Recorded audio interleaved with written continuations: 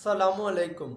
हमारे नज़दीक अक्लमंद कौन है? हमारे नज़दीक अक्लमंद वो है जो अपने आप की हिफाजत करता है। हमारे नज़दीक अक्लमंद वो है जो इस दुनियादारी को समझता है। हमारे नज़दीक अक्लमंद वो है जो अपने मफाद को मद्देनज़र रखता है। हमारे नज़दीक अक्लमंद वो है जो अपने ज़िंदगी के फ़ैसले और इक़दाम सोच समझ कर उठाता है।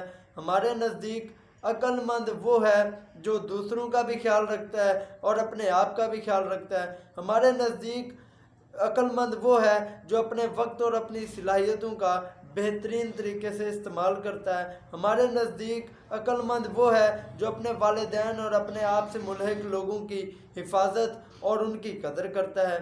लेकिन हुज़ूर पाक सल्लल्लाहु अलैहि वसल्लम ने फरमाया कि वो शख्स सबसे ज़्यादा अक्लमंद है जिसने अपने आप को पहचान लिया। अपने आप की पहचान कर लेने वाला, अपने आप को दरियाफ्त करने वाला इंसान हुज़ूर पाक सल्लल्लाहु अलैहि वसल्लम के नज़दीक सबसे ज़्यादा अक्लमंद है।